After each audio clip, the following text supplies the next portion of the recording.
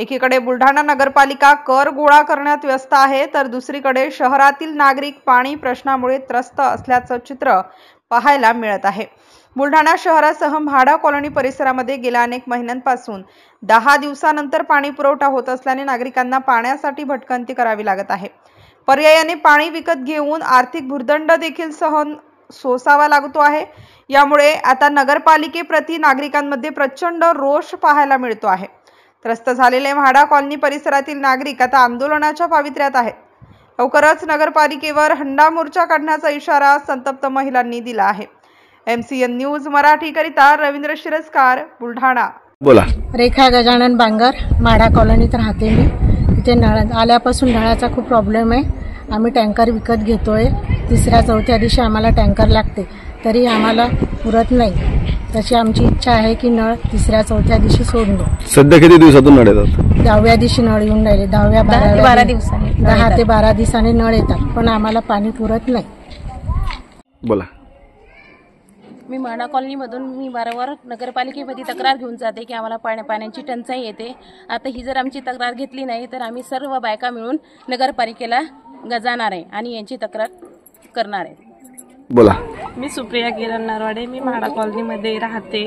आम्हाला इथे खूप पाण्याची टंचाई आहे आणि आता खूप सारे फॅमिली मेंबर झालेले। इथे पहिले कोणी नव्हतं म्हणून काही वाटायचं नाही, पण आता खूप सारे फॅमिली मेंबर झाले, त्यामुळे आता सगळ्यांनाच पाण्याचा प्रॉब्लेम येत आहे आणि खूप सारे टँकर पण मागवतोय, पण आता टँकरवाले पण टाईमवर येत नाहीयेत, तर त्यामुळे आम्हाला खूप पाण्याला सामोरं जावं लागते की आता घरात एखाद्या वेळेस काहीच म्हणजे साठवण वगैरे काहीच नाही, तर आम्ही तर सगळं नळाच्याच भरोशावर आहोत, तर नळ पण येत नाहीत, काहीच नाही, तर मग खूप सारा प्रॉब्लेम होतोय। आम्ही नगरपालिकेला पण तक्रार नोंदवून दिलेली आहे, पण त्यांनी पण काहीच केलं नाहीये अजून। मी अनुराधा शेंडे, मी म्हाडा कॉलनीमध्ये राहते।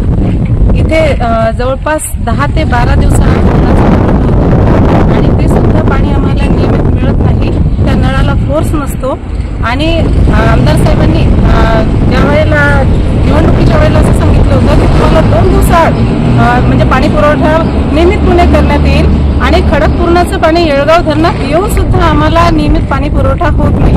आम्ही काही लोकांनी नळ घेतलेले आहे, आम्ही नळाचे टॅक्स नियमितपणे भरतो आणि विशेष म्हणजे नगरपालिकेचे नोटीस येण्याच्या आधी आमचा टॅक्स नगरपालिकेला पोहोचलेला असतो। त्यानंतर मात्र सुद्धा नगरपालिका या गोष्टीची दखल घेत नाही। लोकांना पाणी पुरवठा हा वेळेवर केला पाहिजे आणि आम्हाला दरवेळेला आम्हाला टँकर घ्यावं लागतं। आमच्या फॅमिलीज इथे भरपूर वाढलेल्या आहेत आणि इतक्या साऱ्या लोकांना एवढं कमी प्रमाणामध्ये पाणी जर मिळत असेल तर कसं व्हायचं? हा तर अजून एप्रिल महिनाच आहे, अजून मे आणि जून यायचं राहिलेलं आहे, तर अशामध्ये पाणी टंचाई खूप भीषण प्रमाणामध्ये होणार आहे।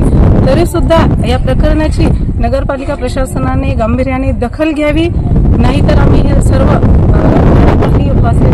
महिला नगरपालिकेवर हंडा मोर्चा घेऊन येण्याच्या तयारीत आहोत आणि असं करायचं नसतं। नगरपालिकेने नियमितपणे आम्हाला पाणी पुरवठा करण्यात यावा। त्याच्यानंतर आमची अशी मागणी आहे सर्व महिलांची, किमान 4 दिवसाआड तरी नळ येण्यात यावे, नळाचं पाणी आम्हाला देण्यात यावं।